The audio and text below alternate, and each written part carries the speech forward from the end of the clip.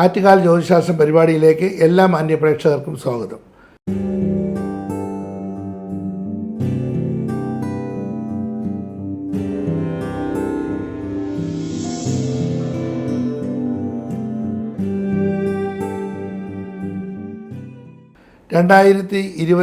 ജനുവരി മാസം 12 മുതൽ 18 വരെയുള്ള വാരഫലമാണ് ഇപ്പോൾ ചിന്തിക്കുന്നത്. 2025 ജനുവരി മാസം 13-ാം തീയതിയാണ് തിരുവാതിര വളരെ വിശേഷമാണ്. പ്രത്യേകിച്ച് പരമശിവൻ്റെ, അതായത് ശിവൻ്റെ ജന്മനക്ഷത്രമാണ് തിരുവാതിര. എല്ലാ ശിവക്ഷേത്രത്തിലും വളരെ പ്രധാനമാണ്. പ്രത്യേകിച്ച് തമിഴ്നാട്ടിലും മറ്റ് നോർത്ത് ഇന്ത്യയിലും അതുപോലെ തന്നെ കേരളത്തിലും എല്ലാ ശിവക്ഷേത്രത്തിലും പ്രത്യേക പൂജകളും വഴിപാടുകളൊക്കെ നടക്കുന്ന ഒരു ദിവസമാണ് തിരുവാതിര ദിവസം. തിരുവാതിര വ്രതം വളരെ പ്രധാനമാണ്. തിരുവാതിര പുഴുക്ക് വളരെ പ്രധാനമാണ്. തിരുവാതിര ആഘോഷം വളരെ പ്രത്യേകിച്ചാണ്. വടക്കേ മലബാറിലൊക്കെ വളരെയധികം വിശേഷമാണ്, പ്രധാനപ്പെട്ട ദിവസമാണ്. ധനുമാസത്തിലെ തിരുവാതിരയാണ് പിന്നെ ശിവൻ്റെ ജന്മനക്ഷത്രമായിട്ട് ആഘോഷിക്കുന്നത്. അതുപോലെ തന്നെ പാർവതി ദേവിക്കും ഈ ദിവസം വളരെ പ്രധാനപ്പെട്ട ഒരു ദിവസമാണ്. അപ്പോൾ ഇതിൽ പ്രധാനമായിട്ടും ദേവിക്ക്, അതായത് ദീർഘമംഗല്യത്തിന് വേണ്ടിയിട്ടും നല്ല വിവാഹം നടക്കുന്നതിന് വേണ്ടിയിട്ടും നല്ലൊരു ഭർത്താവിനെ ലഭിക്കുന്നതിന് വേണ്ടിയും സ്ത്രീകൾ ദീർഘമംഗല്യത്തിന് വേണ്ടി ഇടുന്ന ആചരിക്കുന്ന ഒരു നല്ല ദിവസമാണ് തിരുവാതിര വ്രതം. തിരുവാതിര വ്രതം വളരെ പ്രധാനമാണ്. അപ്പോൾ അന്നത്തെ ദിവസം സ്ത്രീകൾ ദീർഘമംഗല്യ യോഗത്തിന് വേണ്ടിയിട്ട് വ്രതം എടുക്കുന്നത് വളരെ നല്ലതാണ്. 2025 ജനുവരി മാസം 14-ാം തീയതി മകരമാസം 1-ാം തീയതിയാണ് മകരവിളക്ക്. ചൊവ്വാഴ്ച ദിവസമാണ് മകരവിളക്ക് വരുന്നത്. മകരവിളക്ക് വളരെ പ്രധാനമാണ്. ശബരിമല ക്ഷേത്രത്തിൽ മകരവിളക്ക് വളരെ പ്രധാനമാണ്. അപ്പോൾ അതുപോലെ തന്നെ മറ്റ് ക്ഷേത്രങ്ങളിലും അന്നത്തെ ദിവസം പ്രത്യേക വഴിപാടുകളും പൂജകളൊക്കെ നടക്കും. അതുപോലെ മകരപ്പൊങ്കൽ തമിഴ്നാട്ടിനെ സംബന്ധിച്ചോളം തമിഴ് ആചാരപ്രകാരം മകരപ്പൊങ്കൽ വളരെ വിശേഷമാണ്. ഇപ്പോൾ കേരളത്തിലും അത് ആചരിച്ചു തുടങ്ങിയിട്ടുണ്ട്. ഇപ്പോഴെല്ലാം മുമ്പേ ആചരിക്കുന്നവരുണ്ട്. എങ്കിലും മകരപ്പൊങ്കൽ, മകരവിളക്ക്, മകരമാസത്തിൽ പ്രധാനമായിട്ട് മകരവിളക്കാണ് ഏറ്റവും പ്രധാനമായിട്ട് വരുന്നത്. അന്ന് ശബരിമല ക്ഷേത്രത്തിലൊക്കെ വളരെയധികം വിശേഷപ്പെട്ടൊരു ദിവസമായിട്ടാണ് കണക്കൂട്ടുന്നത്. കാരണം മകരനക്ഷത്രം ഉദിക്കുന്ന ഒരു ദിവസമാണ്. എല്ലാവരും വിചാരിക്കും മകരവിളക്ക് കാണാനാണ് എല്ലാവരും പോകുന്നത്. ശരിക്കും പറഞ്ഞാൽ മകരവിളക്കല്ല, ശരിക്കും മകരജ്യോതിയാണ്. മകരജ്യോതി എന്ന് പറയുന്നത് അന്നത്തെ ദിവസം മകരനക്ഷത്രം ഉദിക്കുന്നതാണ്. അപ്പോൾ അത് ആരും കത്തിക്കുന്നതല്ല. അങ്ങനെ ഒരു തെറ്റായിട്ടുള്ള ധാരണയുണ്ട്. മകരജ്യോതി, മകരവിളക്ക് അത് രണ്ടും വ്യത്യസ്തമാണ്. അപ്പോൾ മകരവിളക്കെന്ന് പറയുന്നത് അന്നത്തെ നക്ഷത്രത്തിൻ്റെ ദിവസം ഏറ്റവും പ്രധാനമായിട്ടും ആകാശത്തിൽ കാണുന്ന മകരജ്യോതിയാണ് പ്രധാനമായിട്ട് വരുന്നത്. അത് സന്ധ്യാസമയത്ത് മകരനക്ഷത്രം ഉദിക്കും. അത് വളരെ പ്രധാനമാണ്. അതുപോലെ മകരവിളക്കും വളരെ പ്രധാനമാണ്. എല്ലാം അതുപോലെ തന്നെ കഠിനമായിട്ടുള്ള വ്രതമെടുത്ത് 2 മാസത്തെ വ്രതമെടുത്ത് വൃശ്ചിക മാസം തൊട്ടുള്ള വ്രതമെടുത്ത് ആ ഒരു വൃശ്ചിക, ധനു, മകരം അങ്ങനെ 2 മാസത്തെ കഠിന വ്രതമെടുത്ത് ശബരിമലയ്ക്ക് പോയി പാദരക്ഷകൾ പോലും ഉപയോഗിക്കാതെ മത്സ്യമാംസാദികൾ ഉപയോഗിക്കാതെ തികഞ്ഞ ബ്രഹ്മചര്യത്തോടുകൂടി വളരെ പ്രധാനമായിട്ട് ശബരിമലയ്ക്ക് പോകുന്ന ധാരാളം പേരുണ്ട്. അവർക്ക് അതിൻ്റേതായിട്ടുള്ള ഐശ്വര്യവും ഉണ്ട്. കാരണം എൻ്റെ അച്ഛനൊക്കെ ജീവിച്ചിരിക്കുന്ന സമയത്ത് അവർ ഒരു 10 ദിവസത്തേക്കൊക്കെയാണ് ശബരിമലയ്ക്ക് പോകുന്നത്. കാരണം ഓരോ സ്ഥലത്ത് പോയിട്ട് അവർ ആഹാരങ്ങളൊക്കെ പാചകം ചെയ്ത് നടന്നു പോയാണ് ശബരിമല ദർശനം നടത്തുന്നത്. അപ്പോൾ അതിൻ്റേതായിട്ടുള്ള പുണ്യം മറ്റു മക്കൾക്കുണ്ടാവും. ശരിക്കും അവർ വിചാരിക്കും നമ്മളെല്ലാം കഷ്ടപ്പെട്ട് ഈ ഭഗവാനെയും ശിവനെയും പാർവതിയെയും അയ്യപ്പനെയും എല്ലാവരെയും കണ്ട് കഷ്ടപ്പെട്ട് നമുക്കിങ്ങനെ നടന്നിട്ട് നമുക്കെല്ലാം ദുരിതമാണെന്ന് ചിന്തിക്കുന്നവർ ധാരാളം പേരുണ്ട്. ശരിയാണ്. അവരുടെ തലമുറയിൽ അവർക്ക് ചിലപ്പോൾ അനുഭവിക്കേണ്ട കഷ്ടപ്പാടുകളും ദുരിതങ്ങളും നമ്മൾ കുചേലനെ പോലെ നമ്മൾ ആ ജന്മത്തിൽ കുറേയൊക്കെ അനുഭവിച്ചേ പറ്റൂ. ഇല്ലെങ്കിൽ ചിലപ്പോൾ അടുത്ത ജന്മം ഇതിൻ്റെ 10 ഇരട്ടി അനുഭവിക്കേണ്ടി വരും. പക്ഷേ ഈ ജന്മത്തിൽ നമ്മൾ ചെയ്യുന്ന പുണ്യം നമ്മുടെ കുട്ടികൾക്ക് അത് അനുഗ്രഹമായിട്ട് വരും. അങ്ങനെ ഒരുപാട് പേർക്ക് സംഭവിച്ചിട്ടുണ്ട്. വളരെ പാവപ്പെട്ട കുടുംബത്തിൽ ജനിച്ചവർ പോലും ഇന്ന് വളരെ നല്ല നിലയിൽ, നല്ല ഐശ്വര്യം, നല്ലൊരു പൊസിഷനിൽ, നല്ല സൗകര്യത്തിൽ, അല്ലെങ്കിൽ നല്ല നിലയിൽ തന്നെ, പണത്തിലല്ല, പണം മാത്രമല്ലല്ലോ, അപ്പോൾ അത് എല്ലാ രീതിയിലും നല്ല ഉയർച്ചയിലിരിക്കുന്ന ധാരാളം പേരുണ്ട്. അപ്പോൾ എല്ലാ വിധത്തിലും സമ്പൽ സമൃദ്ധിയും ഐശ്വര്യവും സൽപുത്രലബ്ധിയും സന്താന ഗുണവും അങ്ങനെ ആഗ്രഹിക്കുന്ന പല കാര്യങ്ങളും നടക്കുന്ന ഒരു സമയവും കൂടെ. ആ ഒരു നടക്കാൻ ആഗ്രഹിക്കുന്ന കാര്യങ്ങൾക്ക് കൂടെ വേണ്ടിയിട്ടാണ് നമ്മൾ ഈശ്വരനെ ജയിക്കുന്നത്. അല്ല കുറേ പണം കിട്ടാനോ ലോട്ടറി കിട്ടാനോ അല്ല.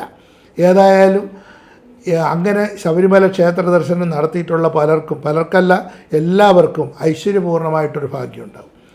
ശബരിമല ഭഗവാനെ നിന്ദിച്ചവർക്കെല്ലാം അതിൻ്റെ ഫലവും കിട്ടിത്തുടങ്ങും.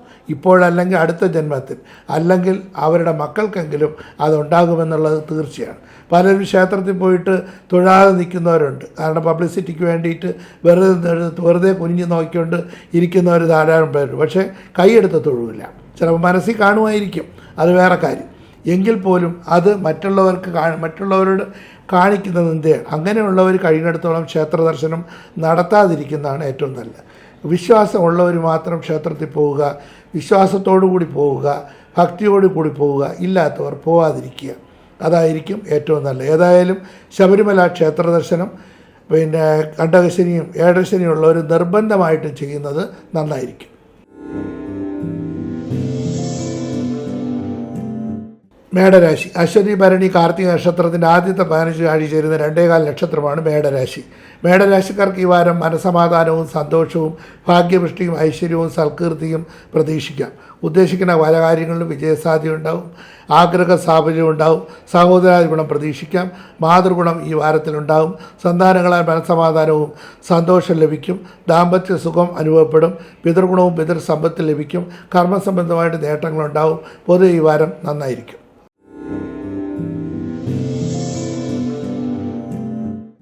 ഇടവരാശി. കാർത്തിക മുക്കാലും രോഹിണിയും മകയിരത്തിൻ്റെ ആദ്യത്തെ 30 നാഴിയും കൂടെ ചേരുന്ന 2.25 നക്ഷത്രമാണ് ഇടവരാശി.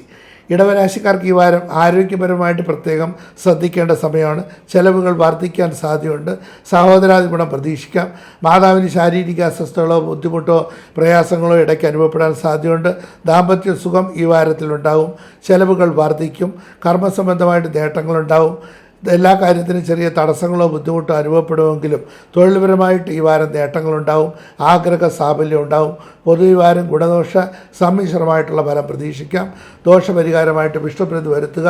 മഹാസുദർശന യന്ത്രം ധരിക്കുന്നത് നന്നായിരിക്കും.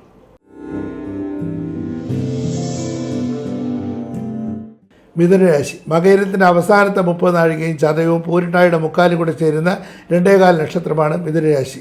മിഥുനരാശിക്കാർക്ക് ഈ വാരം ചെലവുകൾ വർദ്ധിക്കാൻ സാധ്യതയുണ്ട്. സാമ്പത്തിക നില മെച്ചമായിരിക്കും. ഭാഗ്യപുഷ്ടി അനുഭവപ്പെടും. കർമ്മസംബന്ധമായിട്ട് നേട്ടങ്ങളുണ്ടാവും. സംസാരം മുഖേന ശത്രുത വരാതിരിക്കാൻ പ്രത്യേകം ശ്രദ്ധിക്കണം. പിതൃഗുണവും പിതൃസമ്പത്ത് ലഭിക്കും. കർമ്മസംബന്ധമായിട്ട് നേട്ടങ്ങളുണ്ടാവും. പൊതുവെ വാരം നന്നായിരിക്കും. കർക്കിടകരാശി. പുണർത്തിൻ്റെ അവസാനത്തെ 15 നാഴികയും പൂയവും ആയില്യം കൂടെ ചേരുന്ന 2.25 നക്ഷത്രമാണ് കർക്കിടകരാശി. കർക്കിടകരാശിക്കാർക്ക് ആരോഗ്യപരമായിട്ട് പ്രത്യേകം ശ്രദ്ധിക്കണം. ശത്രുക്കൾ വർദ്ധിക്കാൻ സാധ്യതയുണ്ട്. സഹോദരാദി ഗുണം പ്രതീക്ഷിക്കാം. സന്താന ഗുണം ഈ വാരത്തിലുണ്ടാവും. ദാമ്പത്യമായിട്ട് വളരെ അനുകൂലമായിട്ടുള്ള സമയമാണ്. കർമ്മസംബന്ധമായിട്ട് നേട്ടങ്ങളുണ്ടാവും. ആഗ്രഹ സാഫല്യം ഉണ്ടാവും. മനസ്സിന് സമാധാനവും സന്തോഷവും ലഭിക്കും. ആരോഗ്യപരമായിട്ട് ഒഴിച്ച് ബാക്കി എല്ലാ കാര്യങ്ങൾക്കും ഈ വാരം നന്നായിരിക്കും. ദോഷപരിഹാരമായിട്ട് ശിവപ്രീതി വരുത്തുക.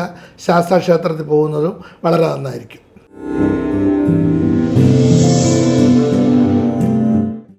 ചിങ്ങരാശി. മകം പൂരം ഉത്തര നക്ഷത്രത്തിൻ്റെ ആദ്യത്തെ 15 ആഴ്ചയിരുന്ന 2.25 നക്ഷത്രമാണ് ചിങ്ങരാശി.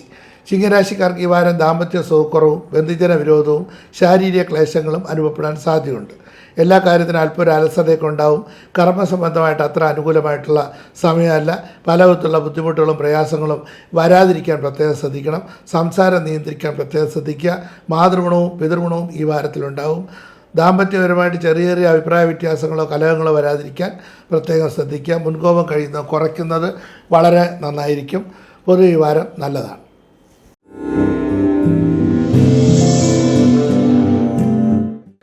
കന്നിരാശി. ഉത്തരത്തിൻ്റെ മുക്കാലും അത്തവും ചിത്തിരയുടെ ആദ്യത്തെ 30 നാഴിയും കൂടെ ചേരുന്ന 2.25 നക്ഷത്രമാണ് കന്നിരാശി.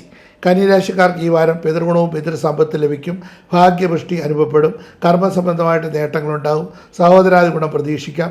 മാതൃഗുണം ഈ വാരത്തിലുണ്ടാവും. ദാമ്പത്യപരമായിട്ട് വളരെ അനുകൂലമായിട്ടുള്ള സമയമാണ്. ഉദ്ദേശിക്കുന്ന പല കാര്യങ്ങളിലും വിജയസാധ്യത ഉണ്ടാവും.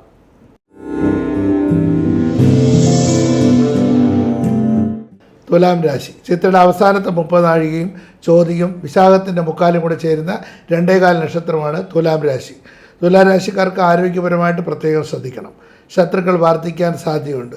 ചെലവുകൾ വർദ്ധിക്കും. ചെറിയ തടസ്സങ്ങളോ വിഷമങ്ങളോ പ്രയാസങ്ങളോ എല്ലാ രംഗത്തും അനുഭവപ്പെടും. കർമ്മസംബന്ധമായിട്ട് അത്ര അനുകൂലമായിട്ടുള്ള സമയമല്ല. ഉദരരോഗം വരാതിരിക്കാൻ പ്രത്യേകം ശ്രദ്ധിക്കണം. ദാമ്പത്യ സുഖം ഈ വാരത്തിൽ പ്രതീക്ഷിക്കാം. സഹോദരാദി ഗുണം ഈ വാരത്തിലുണ്ടാവും. കർമ്മസംബന്ധമായിട്ട് ചെലവുകൾ വർദ്ധിക്കാൻ സാധ്യതയുണ്ട്. കടം വർദ്ധിക്കാതിരിക്കാൻ പ്രത്യേകം ശ്രദ്ധിക്കുക.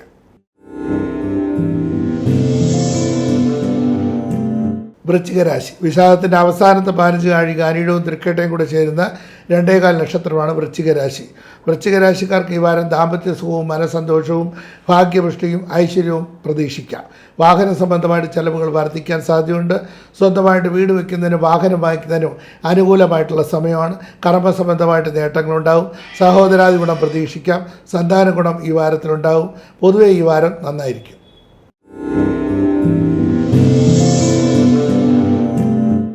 ധനുരാശി മൂലം പൂരാടം ഉത്രാടത്തിൻ്റെ ആദ്യത്തെ 15 നാഴി ചേരുന്ന 2.25 നക്ഷത്രമാണ് ധനുരാശി. ധനുരാശിക്കാർക്ക് ഈ വാരം ആരോഗ്യപരമായിട്ട് ചെറിയ പ്രയാസങ്ങൾ അനുഭവപ്പെടാൻ സാധ്യതയുണ്ട്.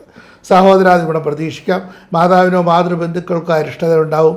പിതൃഗുണവും പിതൃസമ്പത്ത് ലഭിക്കും. ഭാഗ്യപുഷ്ടി അനുഭവപ്പെടും. കർമ്മസംബന്ധമായിട്ട് നേട്ടങ്ങളുണ്ടാവും. മനസമാധാനവും സന്തോഷം ലഭിക്കും. സന്താന ഗുണം ഈ വാരത്തിലുണ്ടാവും.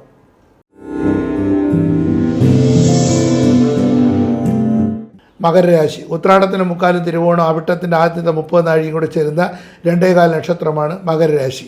മകരരാശിക്കാർക്ക് പൊതുവെ വാരം സന്താന ഗുണവും ഭാഗ്യപുഷ്ടിയും ഐശ്വര്യവും സൽകീർത്തിയും സമ്പത്തും പ്രതീക്ഷിക്കാം. ഏഴശനി ആയതുകൊണ്ട് പൊതുവെ കേസ് വഴക്കുകളോ കലഹങ്ങളോ പ്രയാസങ്ങളോ വരാതിരിക്കാൻ പ്രത്യേകം ശ്രദ്ധിക്കണം. ചെലവുകൾ വർദ്ധിക്കാൻ സാധ്യതയുണ്ട്. ഗൃഹനിർമ്മാണത്തിനും ഗൃഹസംബന്ധമായിട്ടുള്ള കാര്യങ്ങൾക്കും അനുകൂലമായിട്ടുള്ള സമയമാണ്.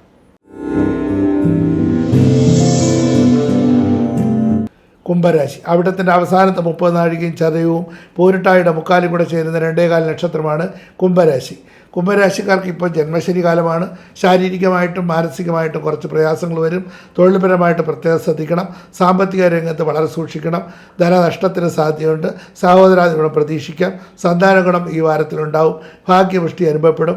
കർമ്മസംബന്ധമായിട്ട് നേട്ടങ്ങളുണ്ടാവും. മാതൃഗുണം ഈ വാരത്തിൽ പ്രതീക്ഷിക്കാം. മീനൻ രാശി പൂരിട്ടായുടെ അവസാനത്തെ 15 നാഴി ഉത്രട്ടായി രേവതി കൂടെ ചേരുന്ന 2.25 നക്ഷത്രമാണ് മീനൻ രാശി. മീനൻ രാശിക്കാർക്ക് ഈ വാരം സഹോദരാദി ഗുണവും മനസന്തോഷവും ഭാഗ്യപുഷ്ടിയും ഐശ്വര്യവും പ്രതീക്ഷിക്കാം. ആരോഗ്യപരമായിട്ട് അത്ര നല്ല സമയമല്ല. ചെലവുകൾ വർദ്ധിക്കാൻ സാധ്യതയുണ്ട്. മനസമാധാനം പൊതുവെ കുറയും. ശത്രുക്കൾ വർദ്ധിക്കും. ദാമ്പത്യ സുഖക്കുറവോ വിരഹമോ വരാതിരിക്കാൻ പ്രത്യേകം ശ്രദ്ധിക്കണം. സന്താന ഗുണം പ്രതീക്ഷിക്കാം. പൊതുവെ ഉദ്ദേശിക്കുന്ന പല കാര്യങ്ങളിലും വിജയ സാധ്യത ഉണ്ടാവും. പൊതുവെ ഈ വാരം നന്നായിരിക്കും. കാലുവേദന വാദസംബന്ധമായിട്ടുള്ള അസുഖങ്ങൾ നടുവേദനയൊക്കെ അനുഭവപ്പെടാൻ സാധ്യതയുണ്ട്. ഈ ആഴ്ചത്തെ വാരഫലം ഇവിടെ അവസാനിക്കുന്നു. വീണ്ടും അടുത്ത ആഴ്ച കാണാം. കത്തുകൾ അയക്കേണ്ട വിലാസം doctor Attukal Radhakrishnan, Rama Jyothishalayam, Manakkad PO, Thiruvananthapuram 9. Mobile number 9447471711.